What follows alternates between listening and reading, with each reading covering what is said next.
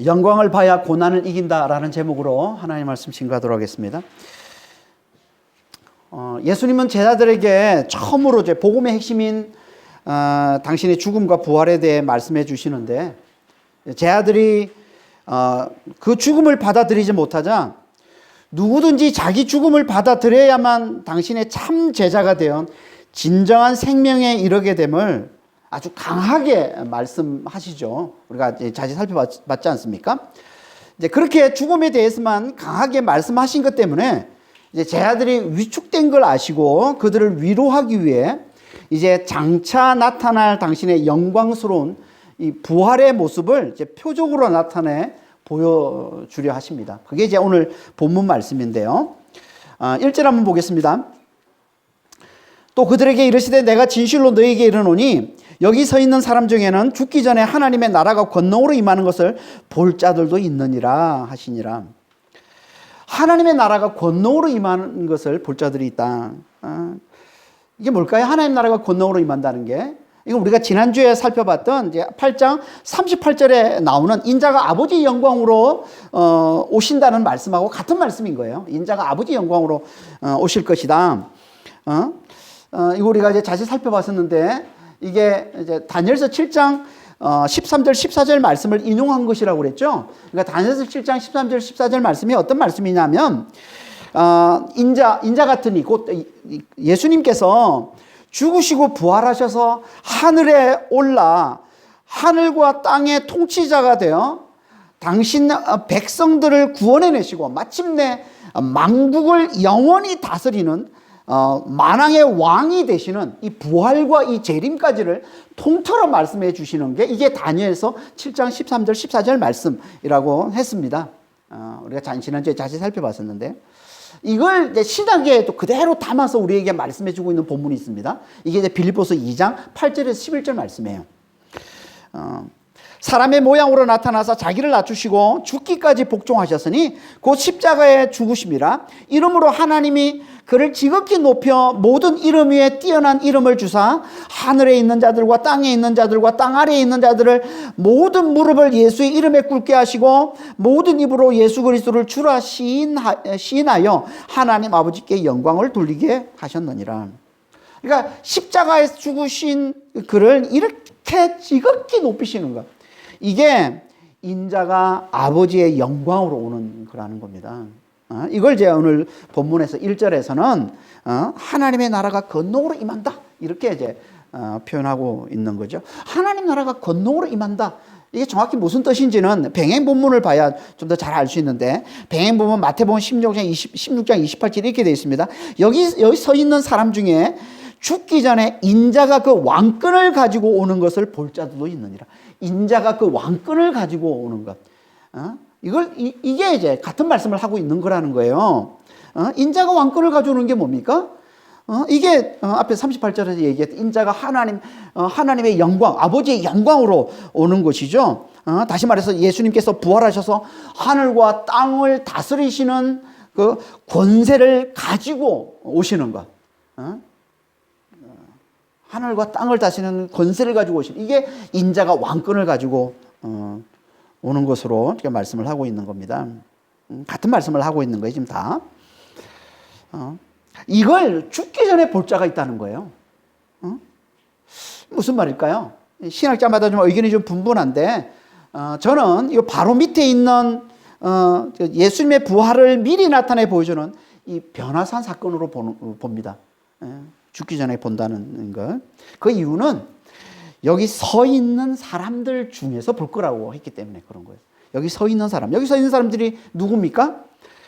앞에서 예수님께서 죽음에 대해서 가르쳐 주신, 다시 말해서 자기 죽음을 받아들여야만 예수의 참 제자가 되어서 진정한 생명을 얻는다는 예수의 가르침을 받고 침울함에 빠져 있는 자들을 얘기하는 거예요. 여기 서 있는 자들. 예수님은 이들에게 당신의 부활을 나타내 보여주심으로 위로하기를 원하셨던 거예요. 그래서 하나님께 기도하셨고, 그래서 성부 하나님께서 이제 그들에게 하나님 나라가 권능으로 임하는 걸 보여주실 거라는 이제 확신을 갖게 된 거죠, 예수님께서. 하지만 아직 그때가 정해지지는 않았다는 거예요. 그래서 죽기 전에 볼 자가 있을 것이다 라고 얘기를 하고 있는 거예요. 그러니까 예수님은 지금 자기를 부인하고 자기 십자가를 져야만 내 제자가 되고 진정한 생명을 누릴 수 있다는 예수님의 이 가르침을 받고 그 죽음에 대한 두려움과 그 슬픔에 빠져 있는 이 제자들과 무리들에게 그들을 위로하기 위해 부활의 영광을 보여주기를 원하시는 거예요, 지금. 왜 부활의 영광을 보여주세요? 그래야, 이게 있어야 이 죽음의 두려움과 슬픔을 이겨낼 수 있기 때문에. 여러분, 세상에서 가장 강력한 힘인 이 사망의, 이 죽음의 이 두려움과 슬픔을 이기는 길은요, 오직 죽음보다 더 크고 더 강한 부활의 능력과 기쁨을 맛보고 누리는 것밖에 없습니다. 그러니까 그 영광, 그 부활의 그 영광을 알아야 고난도 죽음도 잘 받아들일 수 있는 거예요. 세상에서 가장 무서운 게 죽음인데, 사망인데, 그 사망을 어떻게 이겨냅니까? 그 앞에서 어떻게 자유로울 수 있어요? 그건 그보다 더 큰, 그보다 더 놀라운 부활의 영광을 제대로 알 때만, 그걸 우리가 맛보고 누릴 때만 이 고난과 이 죽음을 우리가 잘 이겨낼 수 있다는 거죠. 그러니까 우리가 고난과 죽음을 받아들이지 못하는 거는 부활의 영광이 얼마나 크고 놀라운지를 잘 모르기 때문에. 그 부활의 영광 앞에 서면 이 죽음의 고난이라는 게 얼마나 작고 얼마나 시시한 게 되는지를 잘 모르기 때문에 그러는 거예요. 그래서 성경에서 자주 이 둘을 비교해서 이 죽음의 고난과 이 부활의 영광을 비교해서 자주 얘기하지 않습니까? 고린도서 4장 17절에 우리가 잠시 받는 환난에 경한 것이 지극히 크고 영원한 영광에 중한 것을 우리에게 이루게 함이니. 그러니까 이 고난을 뭐라고 그래요? 이 죽음의 이 고난, 이 세상에 당하는 이 고난을 뭐라고 얘기합니까? 지극히 작은 것, 지극히 경한 것, 잠시 받는 것이라고 얘기하잖아요. 반대로 부활의 영광을 뭐라고 얘기합니까? 지극히 크고 영원한 것, 무거운 것, 중한 것이라고 얘기하잖아요. 이렇게 비교를 하고 있는 거예요. 로마서 8장 18절도 마찬가지입니다. 현재의 고난은 장차 나타날 그 영광과는 비교할 수 없다라고 얘기하고 있는 거예요. 그 앞에 그 장차 나타날 그 영광, 그 부활의 그 영광에 비하면 현재의 고난, 죽음이라 할지라도 그 현재의 고난은 다 아무것도 아니라는 거예요. 비교주자 되지 않는다는 거예요. 그거는. 그러니까 이 영광을 봐야, 이 부활의 영광을 봐야 이 죽음과 이 고난을 잘 받아들일 수 있다는 거예요. 그래서 주님이 죽어야 진정한 생명을 산다는 도전을 받고, 예수님의 이 가르침을 통해서 도전을 받고는 얼마나 힘들어하고 있어요, 제자들이. 그들에게 이제 부활의 영광을 맛보여 주려 하시는 거예요. 표적으로 나타내 보여주려 하신다는 거예요. 그걸 말씀하시는 게 이제 2절, 3절 말씀입니다. 엿새후에 예수께서 베드로와 야고보와 요한을 데리시고 따로 높은 산에 올라가셨더니 그들 앞에서 변형되사 그 옷이 광채가 나며 세상에서 빨래하는 자가 그렇게 희귀할 수 없을 만큼 매우 희어졌더라. 예수님이 변화된 이야기가 나오죠. 여기 보면 구약의 이 출애굽을 연상케 하는 단어들이 많이 나오는데요. 이 엿새후라는 말도 이제 출애굽과 관련되어 있습니다. 엿새후, 이건 구체적 시간 표현이 나와요. 마가복음에 이런 구체적 시간표는 잘 안 나오는데 구체적 시간표현이 나오는 거는 이 얘기가, 이 사건이 지금 뭐와 연결? 앞에서 예수님께서 제자들에게 지금 죽음에 대해서 지금 가르쳐 주신 이 이야기와 아주 직결되어 있다는, 아주 긴밀하게 연계되어 있음을 보여주는 거예요. 그래서 일부러 아주 구체적인 시간표현을 지금 하고 있는 거예요. 엿새 후에. 그런데 이 엿새라는 이 말은요, 출애굽 후에 모세가 시내산에 올라가서 하나님을 기다렸던 시간하고 같습니다. 출애굽기 24장 16절입니다. 구름이 엿새 동안 산을 가리더니 일곱째 날에 여호와께서 구름 가운데서 모세를 부르시니. 그러니까 엿새 동안 기다렸다 일곱째 날에 하나님이 모세를 말씀하시니, 모세와 대화하신 이야기가 나오는 거예요, 지금. 이게 엿새예요, 엿새. 그리고 높은 산입니다, 높은 산. 높은 산이 어딜까요, 여기? 예수님께서는 제 아들 셋만 데리고 높은 산으로 올라가셨는데, 높은 산이 어딜까요? 전통적으로는요, 다볼산이라고 얘기합니다. 하지만 최근에는 헐몬산, 헤르몬산이라고도 하고, 헐몬산이라고도 하는데, 헐몬산으로 많이 봅니다. 그 이유는요, 지금 예수님과 제 아들이 있는 곳이 어디냐면 빌립보 가이사랴입니다. 빌립보 가이사랴. 근데 빌립보 가이사랴에서 갑자기 지금 다볼산이 있는 곳은 갈릴리 지방의 그 갈릴리 호수 서남쪽, 그러니까 서남쪽에 한 20km 정도 떨어진, 그러니까 갈릴리 지방 남쪽에 있는 산이에요. 이 다볼산이. 근데 갑자기 이곳으로 갔다고요? 이게 빌립보 가이사랴는 지금 갈릴리에서 갈릴리 그 북쪽 베세다에서 북쪽으로 한 50km 떨어지는 곳이 지금 빌립보 가이사랴인데 거기서 갑자기 지금 70km 아래로 한 80km 정도 남쪽으로 내려갔다는 것보다는 빌립보 가이사랴 바로 뒤에 이스라엘의 가장 높은 산 헐몬산이 있는데 그것으로 올라간 것으로 보는 게 더 설득력이 있다 이렇게 보는 겁니다. 그래서 최근에는 다 헐몬산으로 보는데 이 높은 산을 친밀한 세 제자만을 데리고 올라가셨다는 겁니다. 제자를 대표하는 종종 이제 예수님께서 어떻게 보면 정말 중요한 곳에는 이 세 제자만을 데리고 갔습니다. 제자들을 대표해서 그런 것처럼 이 세 제자만을 데리고 이제 높은 산에 올라가셨다는 거예요. 근데 왜 굳이 높은 산에 올라가셨을까요? 높은 산에. 누가복음 9장 28절에 보면요, 기도하러 올라가셨다 이렇게 되어 있습니다. 기도하러 지금 예수님께 세 제자를 데리고 지금 왜 하필이면 높은 산? 그냥 주변에 평지 같은데 기도해도 되잖아요. 왜 굳이 높은 산으로 올라가셨을까요? 그러니까 예수님은 지금 하나님께 이끌려서 높은 산으로 올라가는 겁니다. 기도하러 하나님께 이끌려서 높은 산으로 올라가는 거예요. 왜 하나님께서 예수님을 이끄시고 높은 산으로 올라가게 하신 걸까요? 지금 그건요, 그곳이 하늘과 가깝기 때문이에요. 높은 산에. 하늘은요, 유대인들이 전통적으로 하나님이 계신 곳으로 여겼던 곳이에요. 하늘은. 그래서 유대인들은 그 높은 산에 가면 하나님을 만난다는 생각이 있어요. 가장 높은 산이 곧 하늘과 맞닿아 있는 것으로 보고 그곳에 가서 하나님을 만날 수 있다는 생각을 유대인들이 전통적으로 하고 있었던 거죠. 그리고 하나님도 자주 그것으로 당신 백성을 불러서 만나주시고 하신 거예요. 높은 산에서. 그 대표적인 게 뭐예요? 그게 출애굽기에 나오는 모세를 그 높은 산 시내산으로 불러 올리셔서 그 높은 산에서 만나주신 거 아니에요. 하나님께서. 시내산 정상으로 올라오게 하셔는 거기서 만나주신 겁니다. 그래서 예수님도 하나님께 이끌려서 높은 산으로 올라가신 거예요. 지금 왜 거기로 올라가셨을까요? 그곳에서 제 아들에게 예수님이 아버지의 영광으로 오신 분임을 나타내 보여주시기 위해서. 그러니까 하나님께서 지금 제 아들에게 예수님이 하나님의 영광, 아버지의 영광으로 오신 분임을 나타내 보이시기를 원하신 거예요. 그래서 예수님을 끌고 높은 산으로 오게 하신 거죠. 거기서 변화시켜 주신 거예요. 그래서 변형되셨다라고 얘기하는 거예요. 변형되셨다.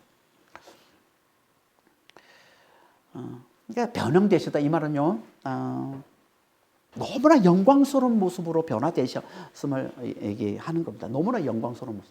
그러니까 그분 전체가 다 변형되신 거예요.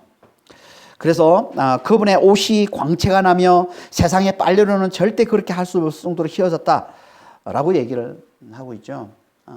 본문에는 옷만 이렇게 얘기하고 있는데 병행 본문인 마태복음 17장 2절에 보면 얼굴도 해와 같이 빛났다라고 얘기하고 있고 누가복음 병행 본문 9장에 가면은 용모가 빛나고 변화됐다라고 얘기를 하고 있습니다. 그러니까 이건요, 옷만이 아니라 그분 전체가 세상에 볼 수 없는 너무나 빛난 모습으로, 너무나 깨끗해진 모습으로. 그래서 일부러 세상에 빨래했어도 그렇게 희게 할 수 없을 정도로 그렇게 깨끗하고 그렇게 빛나고 그렇게 영광스러운 모습으로 변화되셨다는 거예요. 예수님께서. 성경에 보면요, 구약에 보면 하나님은 빛을 입고 계시다 이렇게 말씀하고 있습니다. 시편 104편 2절에 하나님은 빛을 입고, 그러니까 하나님은 항상 빛나시는 분이에요. 빛을 입고 계시는 거예요. 늘 빛 가운데 임하시는 분으로 묘사하고 있습니다. 그리고 다니엘서 7장 9절에 보면 그의 옷은, 그 하나님의 옷은 희기가 눈과 같다. 너무나 흰 옷을 입고 계시다 이렇게 이제 묘사하고 있습니다. 근데 그 모습을 예수님이 지금 그대로 보여주고 있는 거죠 지금. 이걸. 그러니까 이건 뭘 보여주는 거예요? 예수님의 하나님 되심을 보여주는 거죠. 더 정확히 말하면 예수님의 실상, 그분 안에 있는 하나님의 영광을 드러내심을 나타내 보여주고 있는 거예요. 그분의 실상이 드러나는 거예요. 그분 안에 있는 하나님의 영광이 드러났음을 보여주고 있는 거죠, 지금. 그리고 그걸 통해서 장차 하나님의 나라가 권능으로 임하는 것을, 다시 말해서 인자가 부활하셔서 왕권을 가지고 오실 것을 미리 나타내 보여주시는 거라는 거야, 이게. 그분이 하나님의 영광으로 드러나신 이게, 너무나 빛난 모습으로 드러나신 이게 하나님 나라가 권능으로 임하는 모습. 그분이 인자가 왕권을 가지고 하늘과 땅을 다스릴 왕권을 가지고 오시는 것을 미리 표적으로 나타내 보여주는 거라는 게 이게.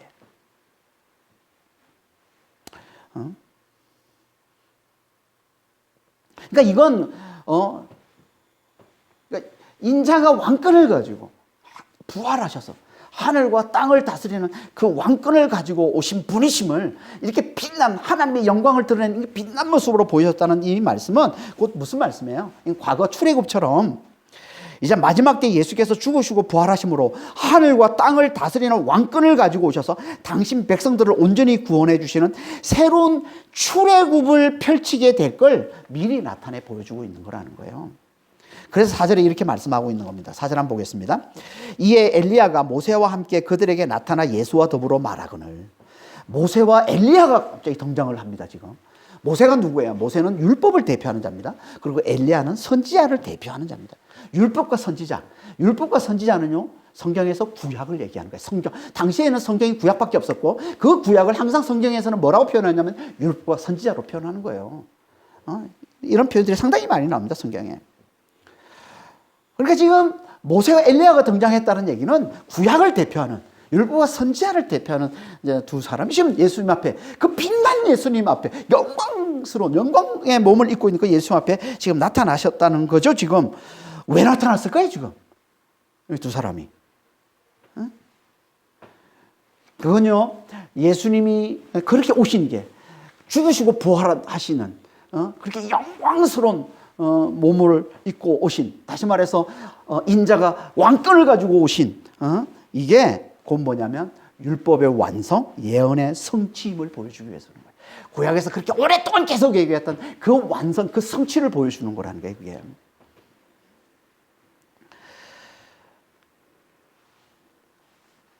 그러니까 죽으시고 부활하시는 예수님이 곧 율법의 완성이라는 거예요. 율법의 완성. 그래서 예수를 믿는 자는 구원이라고 하는 거예요. 율법이 완성되어 있기 때문에, 율법의 완성을 가지고 있기 때문에 구원이라는 거예요. 그런데 로마서 13장 10절에 보면은 율법의 완성을 또 뭐라고 얘기합니까? 사랑이라고 얘기하죠. 로마서 13장 10절입니다. 사랑은 이웃에게 악을 행하지 아니하나니 그러므로 사랑은 율법의 완성이니라. 이웃에게 악을 행하지 않는, 이웃을 사랑하는 이 사랑이 율법의 완성이라고 얘기합니다. 그러니까 예수님도 율법의 완성이고, 죽으시고 부활하신 예수도 율법의 완성이고, 사랑도 율법의 완성이에요. 뭘 얘기하는 거예요? 그러니까 예수를 믿는 것과 사랑은 직결됨을 보여주고 있는 거죠, 지금. 이 둘이 어떻게 직결되는 걸까요? 여러분, 예수를 믿는다는 게 뭡니까? 예수를 믿는다는 건 하나님의 사랑이신 예수와 함께 죄의 영인 내가 십자가에 못 박혀 죽었고, 이제 부활하신 예수님이 내 안에 들어와 진정한 생명, 이 부활과 영생을 사심을 믿는다는 거잖아요. 이게 우리가 예수를 믿는 거잖아요. 이 말은 곧 무슨 말이냐면, 이제 그분이 내 안에서 하나님의 사랑을 드러내며 사는 자가 됐다는 것을 말하는 거라는 거예요. 그래서 믿음과 사랑은 직결된다고 하는 거예요. 그래서 바울이 갈라디아서 5장 6절에 뭐라고 얘기합니까? 중요한 것은 하나뿐인데 그건 뭐냐면 사랑으로서 역사하는 믿음뿐이다라고 얘기하는 거예요. 사랑으로서 역사. 믿음과 사랑은 분리되는 게 아니라는 거예요. 믿음과 사랑은 동전의 양면과 같은 거예요. 믿음과 사랑은. 그래서 사랑으로서 역사하는 믿음이라는 거예요. 그러니까 예수를 믿는 자는 반드시 사랑이 나오게 되어 있다는 거죠. 그러니까 예수를 믿는 자는 이제 율법의 완성이신 예수님이 그 안에 사는 자이기에 구원이라는 거예요. 구원. 그리고 그분은 또 예언의 성취라고 얘기합니다. 예언의 성취. 예언이 뭐예요? 하나님께서 메시아를 보내서 당신 백성들을 구원해 내시겠다는 거. 이게 예언이잖아요. 이 구약의 예언이잖아요. 메시아를 보내서 당신 백성을 구원해내시겠다. 그걸 성취하러 오신 분이 예수님이에요. 그 성취가 곧 그분이 죽으시고 부활하셔서 왕권을 가지고 하늘과 땅과 다스리는 그 권세를 가지고 오시는 거 아닙니까? 그래서 이게 예언의 성취다. 예수님 예언의 성취임을 나타내는 거라는 거예요. 그래서 모세와 엘리야가 변형 대신 예수님과 의논했다라고 해요. 더불어 말했다. 의논했다라고 얘기하고 있는 겁니다. 뭘 의논했을까요? 모세와 엘리야가 지금 나타나가지고 예수님과 지금 얘기를 하는데 뭘 얘기했을까요? 그 내용이 본문에는 안 나오죠. 병행 본문인 누가복음 9장 30절에 나옵니다. 이는 모세와 엘리야라 영광 중에 나타나서 장차 예수께서 예루살렘에서 별세하실 것을 말씀하세요. 예루살렘에서 죽으실 걸 얘기했다는 거예요. 예수님 죽으시고, 여기 별세라는 이 단어가 재밌는데 헬라어로 엑소더스입니다. 엑소더스. 엑소더스가 뭐예요? 출애굽을 나타내는 단어예요. 엑소더스.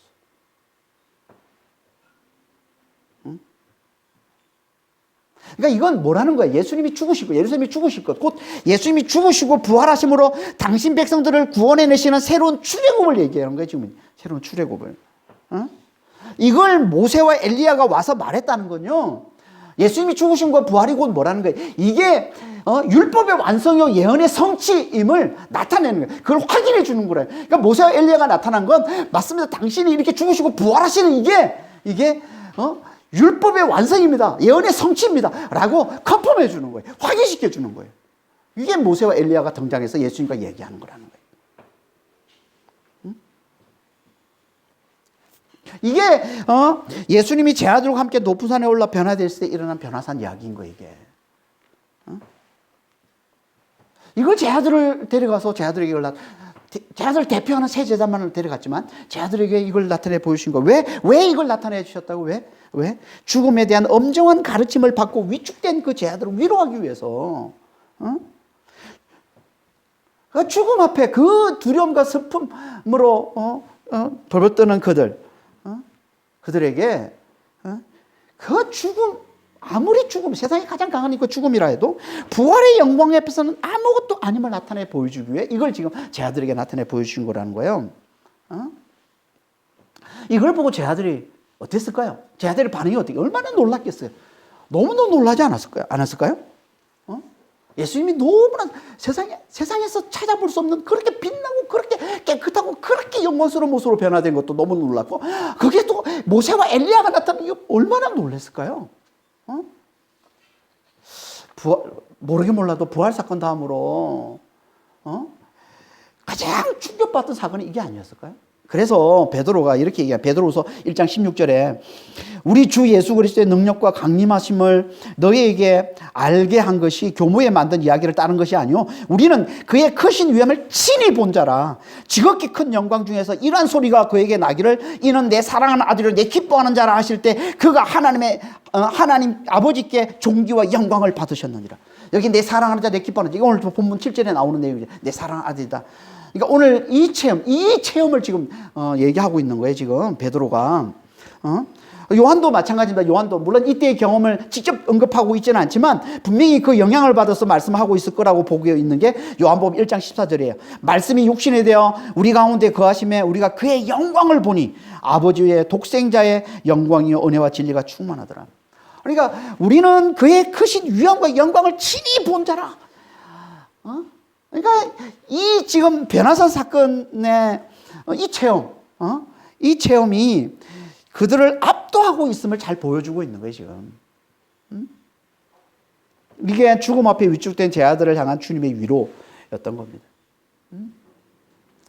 그러니까 그들에게 당신의 실상, 예수님의 실상인 아버지의 영광, 이 하나님의 영광, 이 부활의 영광을 나타내 보여주심으로 그들을 위로해 주시더라는 거예요. 지금도 마찬가지입니다. 지금도 주님은요, 고난으로 위축된 우리를 위로하기 위해 아버지의 영광, 하나님의 영광, 이 부활의 영광을 나타내 보여주십니다. 우리가 주님께 믿음을 잘 보이기만 하면. 이거 마치 이런 것 같은 거예요. 우리가 우리에게 믿음을 보이는 자에게 우리의 실상을 잘 드러내 보여주듯이 우리의 마음을, 그렇잖아요. 우리가 믿는 자, 좀 신뢰가 되는 자, 내게 믿음을 주는 자에게는 우리의 마음을 드러내죠. 보여주잖아요. 우리의 중심을 보여주고 우리의 실상을 보여주잖아요. 믿음을 잘 보이는 자에게. 그런 거와 마찬가지인 거예요, 지금. 주님도 당신께 믿음을 잘 보이는 자에게 당신의 실상을 드러내 보여주십니다. 당신 가운데 있는 하나님의 영광, 아버지의 영광을, 그 부활의 영광을, 인자가 하늘과 땅을 다스리고 권세를 가지고 오셔서 이 세상을 다스리실 거라는 그 영광을 나타내 보여 주신다는 거예요. 그러니까 우리는 정말 주님께 믿음을 잘 보이는 자가 되어야 되는 거예요. 믿음을 잘 보이는 자. 주님이 이해할 수 없는 말씀을 하셔도, 심지어 죽음을 말씀하셔도, 도저히 우리가 감당할 수 없는 그런 말씀을 하셔도 주님을 떠나지 않고 연약함 가운데서 그걸 이해를 못하지만, 그건 내가 받아들이지는 못하지만 그 연약함 가운데서도 주님을 떠나지 않고 주님을 잘 따라가는 그런 믿음을 잘 보이는 자가 될 때 주님께서 반드시 우리에게 그 놀라운 주님의 실상을, 그 하나님의 그 영광, 부활의 그 영광을 나타내 보여주신다는 거예요. 그러니까 지금 제자들은 주님을 잘 따르고 있지만은 연약함 가운데 주님을 따르고 있는 거예요. 아직 제대로 예수님의 이 메시아 되심을 제대로 깨닫지 못한 상황에서 주님, 그래도 지금 잘 따르고, 믿음을 잘 보이고 있는 거죠, 지금. 지금 이해가 안 되는 얘기를 하는데, 보세요, 지금. 요한복음 6장에 보면 예수님께서 당신이 죽으실 걸 얘기하니까 사람들이 다 떠나버리잖아요. 근데 제 아들은 안 떠납니다. 제 아들은 그래도 주님을 계속 이해할 수 없는 얘기를 해도, 감당할 수 없는 얘기를 해도, 그러니까 믿음을 잘 보이는 거예요, 예수님께. 그들 앞에 주님께서 당신의 영광을 나타내 보여주시더라고요. 그러니까 지금 제 아들, 여기 베드로도 마찬가지. 베드로도 너무나 지금 연약한 가운데 주님을 따르고 있어요. 그걸 잘 보여주는 게 뭐냐면 5절 6절 말씀이에요. 5절 6절 한번 보겠습니다. 베드로가 예수께 고하되 라삐여, 우리가 여기 있는 것이 좋사오니 우리가 초막셋을 짓되 하나는 주를 위하여 하나는 모세를 위하여 하나는 엘리야를 위하여 하사이다 하니 이는 그들이 몹시 무서워하므로 그가 무슨 말을 할지 알지 못합니다. 좀 전에도 얘기했지만 베드로에겐 예수님의 이 변화된 모습, 너무나 빛나는 모습, 너무나 영광, 세상에서 볼 수 없는 이 너무나 빛나는 이 모습, 이것도 충격적이었지만 그보다 더 큰 충격이 뭐예요? 아니 1500년 전 사람인 모세가 지금 나타난, 900년 전 사람이 엘리야가 지금 나타난, 아니 너무 큰 충격을 받은 거죠, 이게 모세는. 이게 말이 안 되잖아요. 상상조차 할 수 없는 하나님의 너무나 큰 영광 아닙니까? 아니 예수님 변화되신 것도 그렇지만, 아니 어떻게 모세가, 어떻게 엘리야가 지금 우리 눈앞에 나타나? 엄청 충격을 받은 거예요, 엄청. 그래서 심히 무서웠다고 그러는 거예요. 심히 무서웠다. 여러분, 우리는요, 죄인인 인간은요, 하나님의 우리를 압도하는 영광을 나타내 보이면요, 우리는 겁에 질립니다. 그 영광 앞에 겁이 질립니다. 너무 큰 영광을 보면. 그래서 당신은 우리가 잘 나타내 보질 않아요. 왜냐하면 우리가 그 영광을 보는 순간 우리 죽을지도 몰라요. 너무 압도돼가지고 죽을지도 몰라요. 우리는 큰 영광을 보면 너무 무서워하게 됩니다. 그래서 심히 무서워했다고 그러는 거예요, 지금. 베드로가. 그러면서 무슨 말을 하는지 모르고, 무슨 말을 하는지도 모르고 입 밖으로 내놓은 말이 이 말이라는 거예요. 주여, 랍비요, 우리가 여기 있는 것이 좋습니다. 여기 있는 것이. 주를 위해서, 우리가 여기서 조막을 짓 때 주를 위해서 하나 짓고, 모세를 위해서 하나 짓고, 엘리야를 위해서 하나 짓겠습니다. 그리고 여기 그냥 눌러 앉겠습니다. 여기서 주님과 함께, 우리 주님과 모세, 엘리야와 함께 이렇게 뭐뭐 사는 게, 이게 너무 좋습니다. 이렇게 얘기를 하는 것이. 이건요, 베드로의 연약함을 잘 보여주고 있는 거예요. 첫 번째, 이 베드로와 이 제자들은요, 그 영광이 너무 좋아서 계속 그곳에 머물러 있고 싶어 하는 것. 이게 연약한 믿음을 보여주는 거예요. 우리는요, 수련회 같은 다음에 이런 체험을 많이 합니다. 수련회. 저도 대학생 때 수련회 가서 변화된 케이스인데요. 수련회에서 저는 성령을 체험했습니다. 성령을 체험하고, 아직도 기억나요. 저는 아주 생생합니다. 그때 성령을 체험했을 때. 마치 천국에 있는 듯한 느낌을 받았어요. 정말 황홀경에 빠졌어요. 황홀경. 너무 좋은 거야, 그것이. 그거 천국 같으니까. 그러니까 대부분에 어떤 생각이 들면 내려가기 싫은 거예요. 집으로 돌아가기 싫은 거예요. 그냥 계속 거기에 머물고 싶은 거예요. 그게 제 느낌이었어요. 그래서 마지막 날 토요일 날 내려가야 된다고, 짐 싸고 이제 내려가. 그게 너무 싫어가지고, 계속 여기 남아있고, 내가 마지막으로 이제 그런 얘기를 했어요. 삥 둘러서 우리 서강대 이제 멤버들하고 다 모여가지고 마지막 이제 소감을 얘기하는 거예요. 수련회 마치는 소감. 그런데 내가 아직도 기억나요. 내가 했던 말이. 나는 내려가기 싫다. 여기 너무 좋다. 여기 천국이다. 그런 얘기 했던 기억이 납니다. 지금 베드로 같으면 다 그런 거예요, 지금. 다 그런 거예요. 이게 하나님의 영광을 체험한 사람들이 자주 범하는 오입니다. 하나님 우리에게 하나님의 영광을 체험케 하시는 이유가 뭘까요? 그건요, 우리가 주의 사랑과 그 능력이 얼마나 크고 얼마나 놀라운지를 표적을 보고 깨달아서 우리가 이 세상에서 주의 말씀에 순종하는 삶을 잘 살라고 보여주시는 거거든요. 표적으로 보여주시는 거란 말이에요. 근데 이걸 실상처럼 붙드는 사람들이 있다는 거예요. 그걸 보여주는 게 베드로예요. 이게 표적인데 이제 표적으로 보지 못하고 실상으로 붙든다는 거예요. 그게 연약한 믿음인 거예요. 이건 표적일 뿐입니다. 이거와 비교가 되지 않는 진짜 영광스러운 모습은 아직 오지 않은 거예요. 그게 우리를 기다리고 있는데 그 표적 앞에서 그냥 여기에 사로잡혀 사는 것, 이건 연약한 믿음이라는 거예요. 또 한 가지, 베드로는요, 주님과 모세와 엘리야를 동급으로 취급합니다. 동급으로. 말이 안 되는 거죠. 주님은 메시아고 모세와 엘리야는 그분을 알리는 선지자고 종일 뿐인데, 이걸요 히브리서 3장 3절에서 6절에서 아주 잘 묘사하고 있어요. 그는 그리스도를 얘기하는 겁니다. 그리스도는 모세보다 더욱 영광을 받을 만한 것이 마치 집 지은 자가 그 집보다 더욱 존귀함 같으니라. 집마다 지은이가 있으니 만물을 지으시는 하나님이라. 모세는 하나님의 온 집에서 종으로 신실하였고 그리스도는 하나님의 집을 맡은 아들로서 그와 같이 하였습니다. 그러니까 지금 그리스도와 모세를 비교하고 있는데 뭘 어떻게 비교하고 있습니까? 지금 창조주와 피조물의 관계로 비교하고 있는 거예요. 지금 주인과 종의 관계로 비교하고 있는 거예요. 그러니까 비교조차 안 되는 거죠. 지금 그리스도와 모세는 비교조차 안 되는 거라는 거예요. 그런데 베드로는 지금 그들을 동급으로 취급해요. 내가 주를 위해서도 초막을 짓고 모세를 위해서도 지금 엘리야를 위해서도 초막을 짓겠다고 동급으로 취급하고 있는 거죠. 이건요 뭘 보여주는 거예요? 예수의 메시아 되심을 아직도 제대로 깨닫지 못하고 있음을 보여주고 있는 거죠, 베드로가.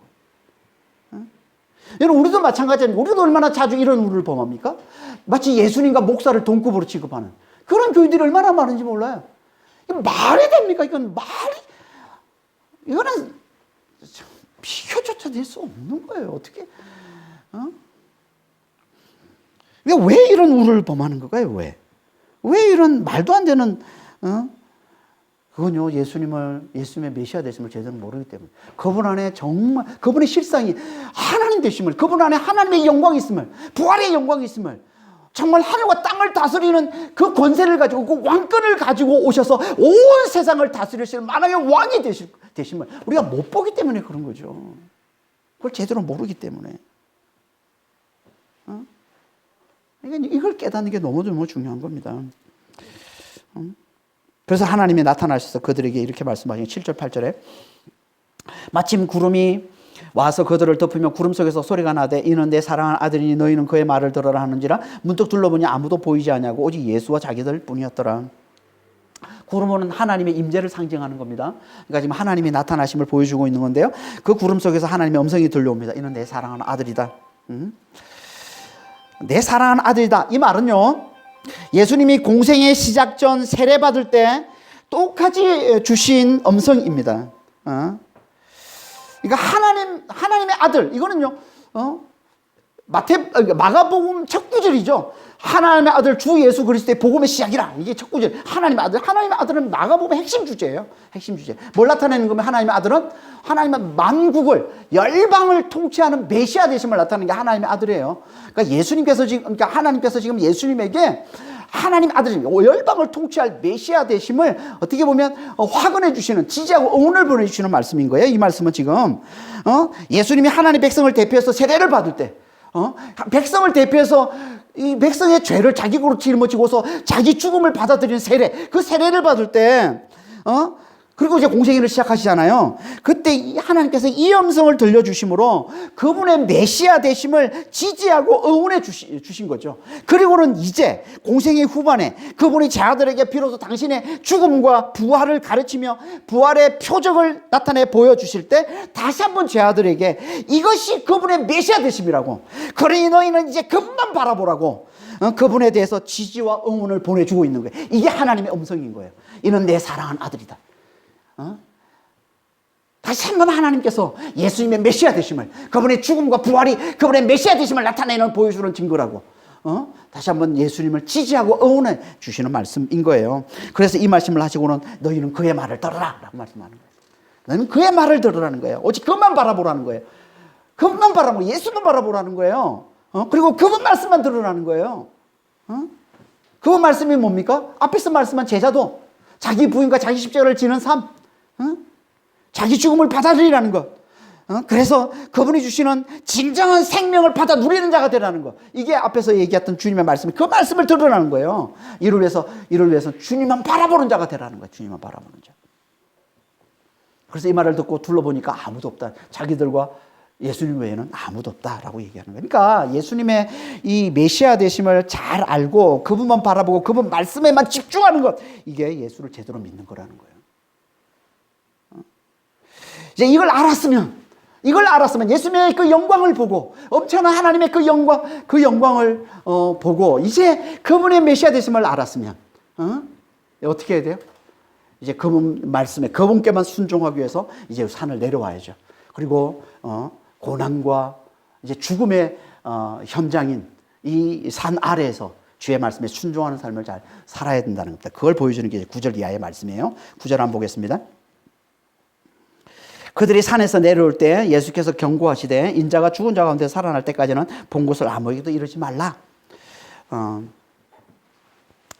걸 아무에게도 이르지 말라. 이 말은 그 얘기해봤자 믿을 사람 아무도 없는 거예요. 이거 누가 믿겠냐, 얘기하지 말라라고 얘기하고 있는 것이고, 그리고 괜히 분란만 일으키죠. 안 그래도 지금 예수를 죽이려고 하는 그 바리새인들에게 귀에 들어가면 분란만 일으키기 때문에 얘기하지 말라라고 경고하셨다는 거예요. 그런데 제자들에는 이 말은 안 들어오고 무슨 말만 들어요? 인자가 죽어서 다시 살아난다. 이것만 귀에 들어오는 거예요. 이것만. 그래서 10절, 11절에 이렇게 얘기하고 있습니다. 그들이 이 말씀을 마음에 두며 서로 문의하되 죽은 자 가운데서 살아나는 것이 무엇일까? 하고 이에 예수께 묻자와 이르되 어찌하여 서기관들이 엘리야가 먼저 와야 하리라 하나이까? 그러니까 지금 부활의 영광을 보고도 아직 인자의 죽음과 부활을 지금 깨닫지 못하고 있는 거죠. 지금 제자들은. 그러니까 그만큼 죽으면 끝이라는 이 세상의 가치관에 깊이 사로잡혀 있음을 잘 보여주고 있는 거예요.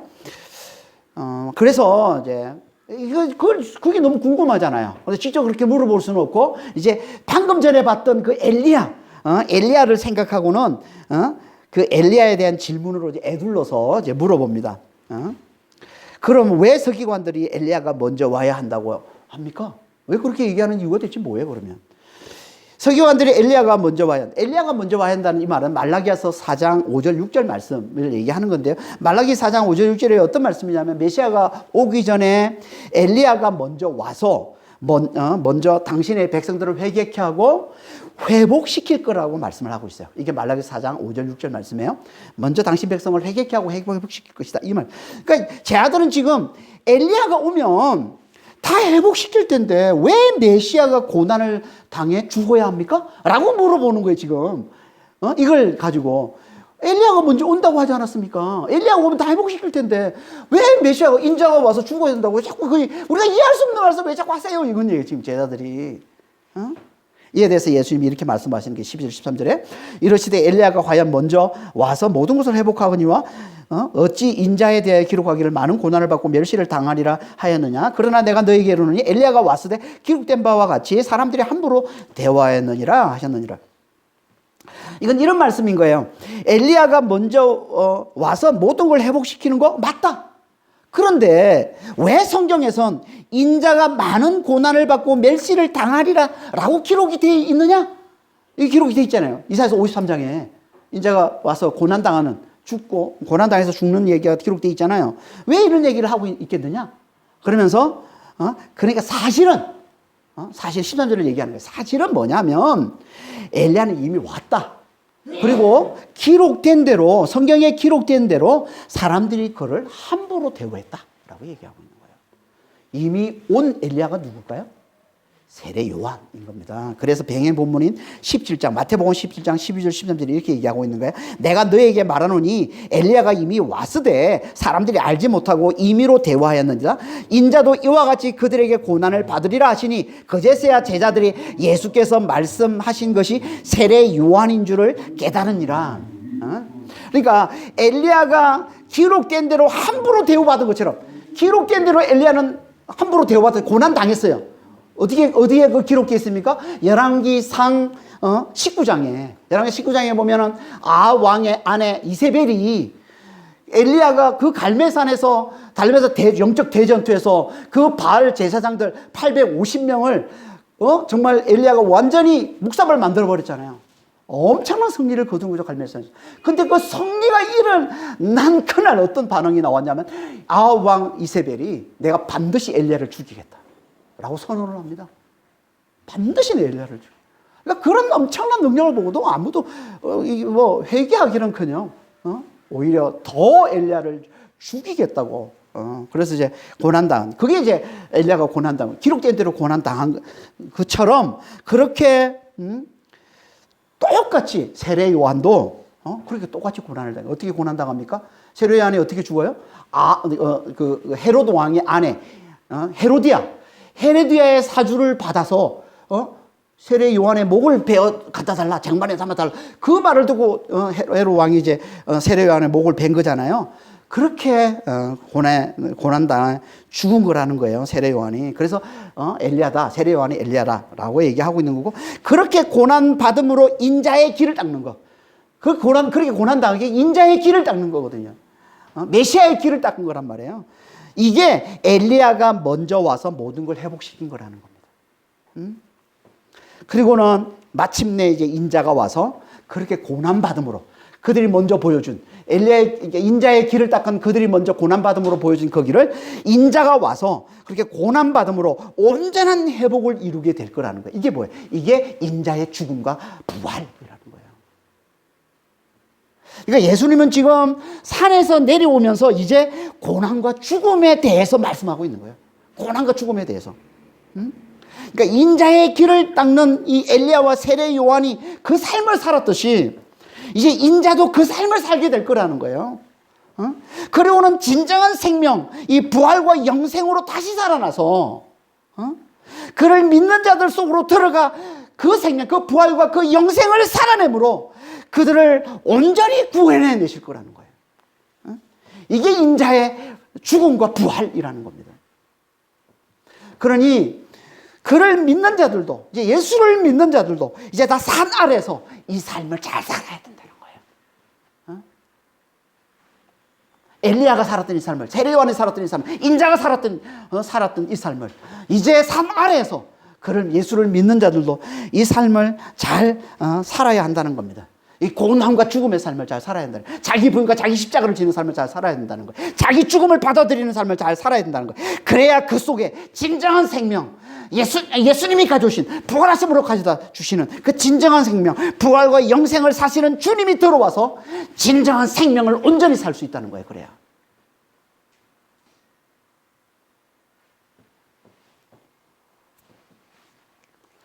그러니까 자기 죽음을 받아들이는 삶을 살 때 진정한 생명을 사시는 예수님께서 그 안에 들어오셔서 그 진정한 생명, 불과 영생을 온전히 살아내신다는 거예요.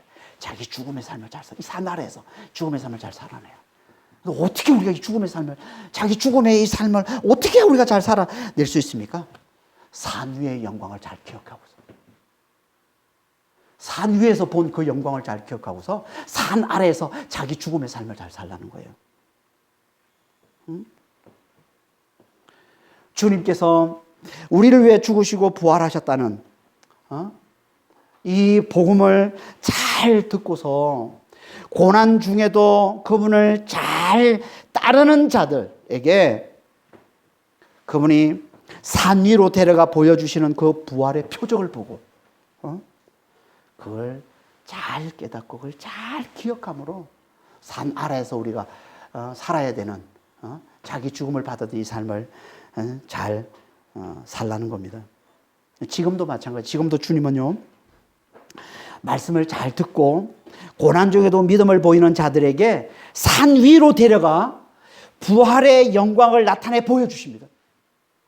말씀을 잘 듣고 주님께 믿음을 잘 보이는 자들에게 힘들어도 고난 가운데 있어도 연약함 중에도 내가 말씀을 잘 깨닫지 못해도 심지어 죽음을 말씀해도 너무 힘들어하지만 너무 괴로워하지만 그 한데서도 믿음을 잘 보이는 그래서 주님을 잘 따르는 그들에게 주님께서 어떻게 하신다고? 산 위로 데려가서 부활의 영광을 부활의 표적을 보여주신다는 거예요. 지금도 주님은 그게 어딜까요? 그 부활의 영광을 보여주는 그 현장이 어딜까요? 그게 예배입니다. 예배.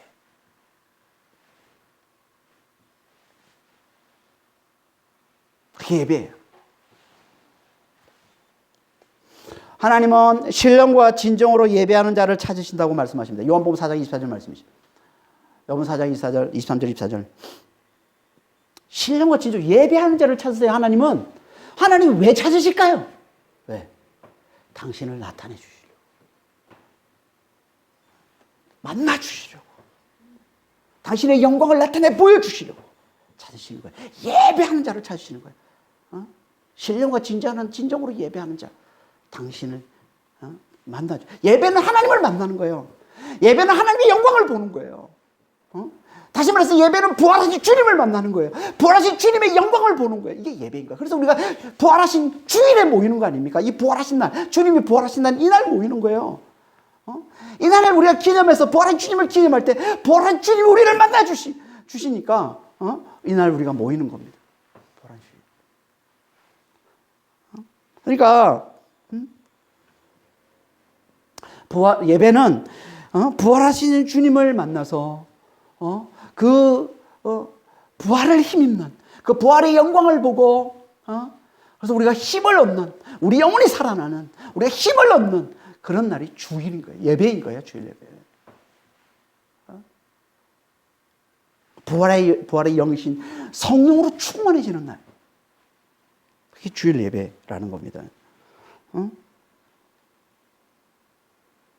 그러니까 예배는요, 우리를 위해 필요한 거예요. 많은 사람들이 착각해요. 하나님을 위해 예배 드리는 거라고. 예배는 우리가 하나님의 영광을 봐야, 부활하신 주님을 만나야, 부활의 그 영을 우리가 힘입어야, 우리 영이 살아나기 때문에, 우리가 살 수 있기 때문에, 우리가 이 세상에서 이 고난의 현장인, 이 죽음의 현장인, 늘 두려움과 이 걱정과 근심으로 가득한 이 산 아래의 이 삶을 우리가 잘 살아낼 수 있기 때문에, 주님을 만나야, 하나님의 영광을 봐야, 부활하신 주님의 그 능력을 힘입어야, 성령의 능력을 힘입어야 우리가 산 아래의 삶을 잘 살아낼 수 있기 때문에 우리는 우리를 위해서 예배를 드리는 거야. 우리 영혼이 살기 위해서.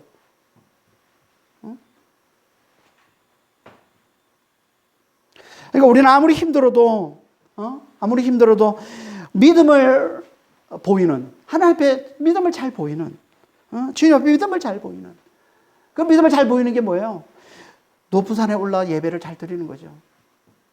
마치 높은 산에 오르듯이 부활의 주님을 잘 찾는 거예요. 하나님을 잘 찾는 거예요. 하나님의 영광을 잘 구하는 거예요. 이게 주님 앞에 믿음을 잘 보이는 겁니다. 그럼 반드시 주님께서 하나님의 당신의 실상인 하나님의 영광, 그 안에 있는 하나님의 영광, 아버지의 영광, 이 부활의 영광을 나타내 보여주신다는 거예요. 그게. 그 영광을 봐야 베드로가 그 영광을 본 것처럼 그 영광을 봐야 우리가 세상에 이 고난과 죽음의 현장에 내려가서도 잘 버티고 잘 견디고 잘 이겨낼 수 있다는 겁니다.